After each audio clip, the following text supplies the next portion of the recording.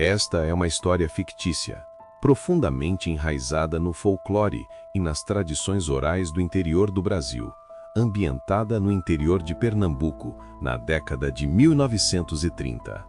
Capítulo 1. A Sombra do Riacho Fundo.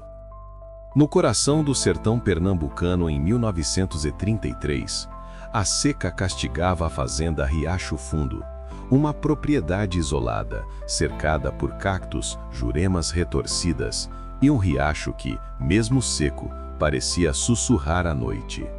A casa grande, de taipa esbranquiçada, rangia sob o vento quente e o curral cheirava a poeira e couro velho.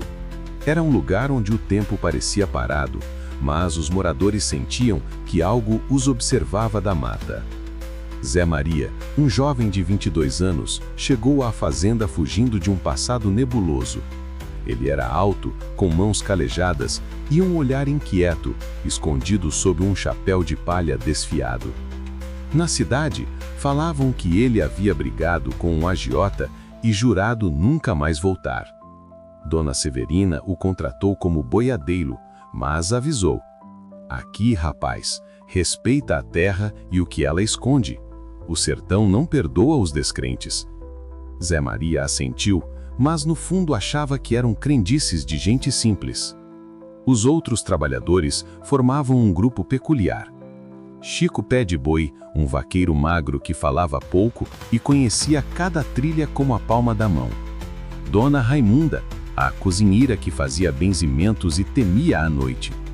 E Tonho, um menino de 13 anos, órfão, que vivia escrevendo versos de cordel e sonhava em ser cantador. À noite, ao redor da fogueira, eles contavam histórias de assombração, mulas sem cabeça, lobisomens e a mais temida, o carro de boi cantador. Diziam que, nas noites sem lua, um carro de boi velho aparecia na trilha da mata escura, puxado por sombras que mugiam como bois, mas não tinham forma. O ranger das rodas soava como um lamento, e quem ouvisse era marcado por um destino cruel. Numa noite abafada, com o céu coberto de nuvens escuras, Dona Severina reuniu todos na varanda para contar a história do carro de boi cantador. Sua voz era grave, quase um sussurro, enquanto o lampião tremulava, lançando sombras na parede. "Há mais de 50 anos", disse Dona Severina, "um boiadeiro chamado Manuel da Cruz vivia aqui no Riacho Fundo. Era homem bom, mas orgulhoso. Durante a grande seca de 1877, ele jurou levar mantimentos para os famintos do sertão, mesmo que custasse a vida. Pegou seu carro de boi, carregado de milho e feijão, e partiu pela trilha da mata escura. Mas nunca chegou ao destino." Os olhos de Dona Severina brilharam ao continuar. "Dizem que Manuel fez um pacto com uma entidade da mata, uma coisa antiga que não tem nome. Em troca de salvar os famintos, ele ofereceu algo que não devia. Naquela noite, traição o alcançou. Homens invejosos, querendo roubar o mantimento, o mataram a facadas e jogaram seu corpo no riacho. Desde então, o carro dele vaga, procurando cumprir o juramento. Mas quem ouve o canto do carro é marcado por um destino cruel." Zé Maria, criado com histórias de sua avó, sentiu um arrepio, mas escondeu com um sorriso. "É só lorota para assustar", disse, tentando se convencer. Chico Pé de Boi, com o rosto sério, retrucou: "Não zomba, Zé. O sertão cobra caro de quem ri do que não vê." Tonho, o menino, olhou para o escuro além da varanda, como se esperasse ouvir o ranger do carro. Capítulo 3. O desafio e a trilha da mata escura.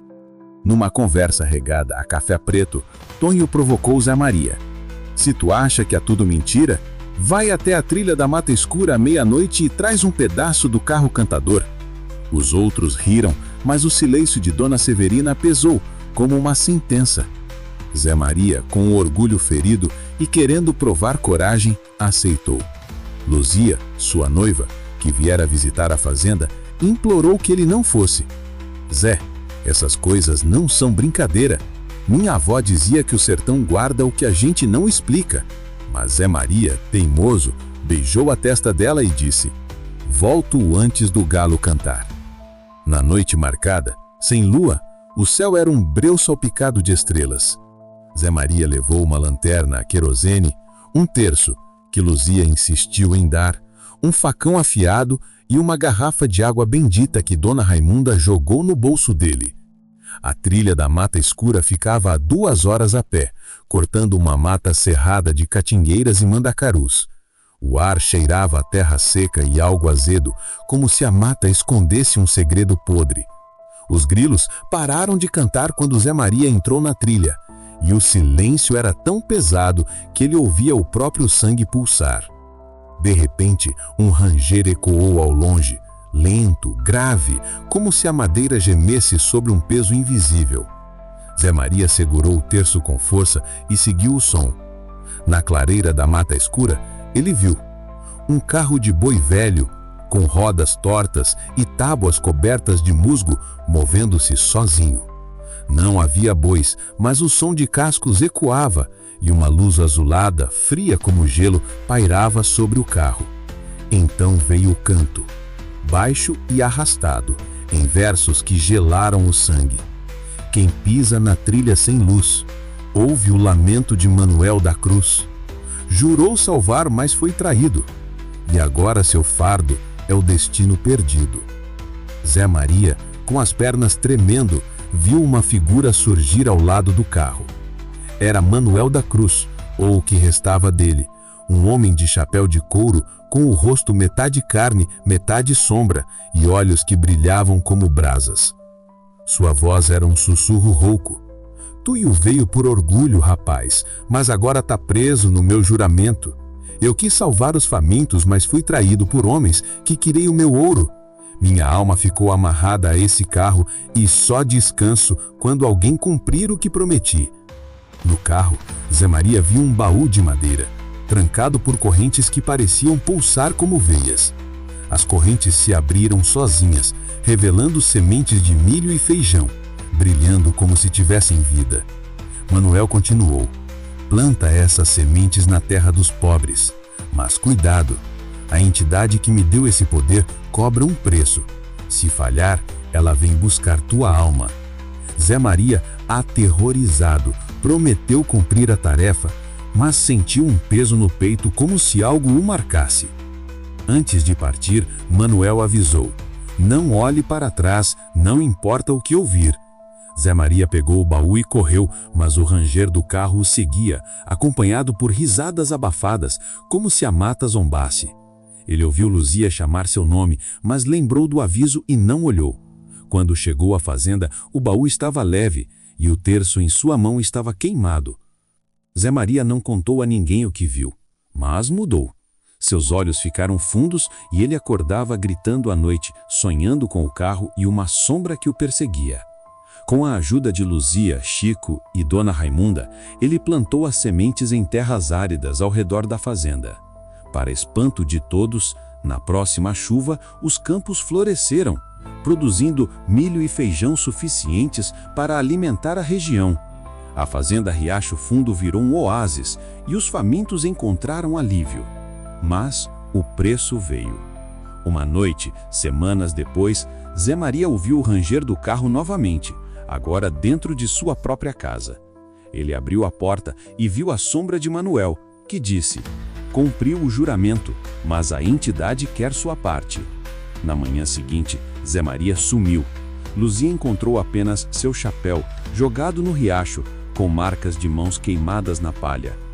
O carro não foi mais visto, mas os mais velhos juram que nas noites sem lua, o riacho canta um lamento que chama os orgulhosos.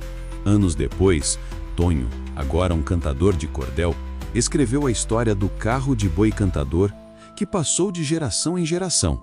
A fazenda Riacho Fundo virou ponto de romaria, onde os sertanejos agradeciam pelas colheitas milagrosas.